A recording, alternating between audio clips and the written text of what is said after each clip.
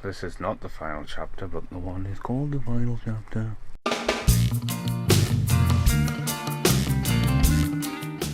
Okay, so I've just watched the final chapter. Ultimate Horror. I've got a few different versions of this film. Loads knocking around somewhere. But yeah, I've just watched it now. It's completely different. The DVD menu screen, which is not me being picky, but this is the first time they've been released in the UK. And the first two have some really interesting pop-up screens, especially the third one. And that one's just completely typical.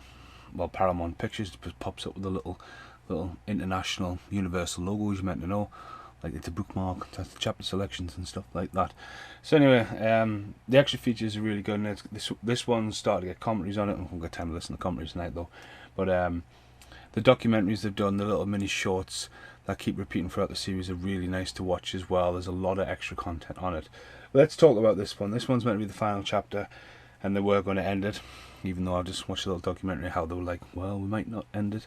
But it picks up straight away after the events of the third one, and it goes in the hospital, so it borrows a little bit from Halloween 2, and one of the guys from Police Academy makes an appearance.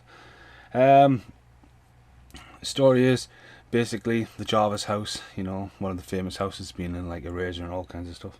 Eraser. And then the house across the road that they built just for the film.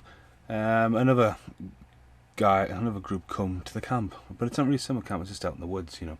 It's not really Camp Crystal Lake or whatever. And Jason gets out a hospital, kills some people, heads back to camp, and there's a guy in the woods in his little tent. So wasn't a lot of elements. There's a lot of characters in this, and I think Jason is totally held back a bit in this. It's a very slow pace. It's a different actor playing Jason. Some of the death scenes are a bit different. Tom Savini is back doing the makeup effects, so some of the gore factors are really good. But I think it's very slow. There's a lot of characters get built up. The dead fuck is probably one of the classic lines from the franchise. It says you're a dead fuck. Crispin Glover, where he's acting like a clown. Check out the video for the clown on YouTube. Unbelievable. Oh, he's fucking crazy dance moves. Like, you know. So he's probably the most famous person to come out there, as well as Corey Feldman, who I think Corey Feldman steals the show actually. Fucking, you could probably see he's got some dark, serious issues going on there as well. The way he portrays Tommy at the end. Fair play him cutting his hair.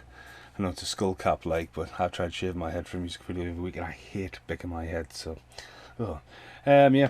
So the Jason's a little bit more, you know, just he's not lanky, slowy like he is in the third one. You know, this guy's just more like a bit violent. Probably my favourite death is the Crispin Glover when he gets a knife right across the face. I think the impact of that is pretty brutal, but it's very short. Jason's death as well, the cutting in the face and falling to his death. I don't know why the fuck the dog just jumps out the window, thinking it's borrowing a witch from Watchers. So did the dog die or not? Because it just didn't answer the question there. It has a little bit of a better ending when it looks like it's going to get passed on to the Jarvis character. Again with a slow motion cliffhanger. So that was good. But again, it's very slow. Death scenes are a bit mental, you know, like the idea that when they're trying to get out the house, there's bodies everywhere, there's people crucified with the door frames, there's people like just hidden all over the place. That's pretty weird. It borrows a little bit from The Shining with the axe through the door. I mean, he is Jason. I mean, could have said that. Always the old-fashioned knife in the hand. Oh, that's a good one. Score, very darker, slowed down, nothing like the third one. So, no. Again, if that was the final chapter, it would have been a nice 4. But obviously from here, they always say it goes downhill. But they still had a bit of passion. These are the ones where, you know, he's gone from being the kid in the lake that wears a bag on his head to having a hockey mask on his face to then being unstoppable because he's been axed in the fucking head, and then he just keeps on going. And this time he's definitely dead, or he should be dead, but he's gonna come back like I am for part 5. See the outtakes. So the outtake is I'm just gonna stand like this with the mask on, get some funky colours back on. Oh, so yeah, I might start part 5. I've watched part 4 today. I went to bed for a nap to watch Godzilla. Napped. Woke up, watched the rest of Godzilla. Now I've just watched the end of the final chapter.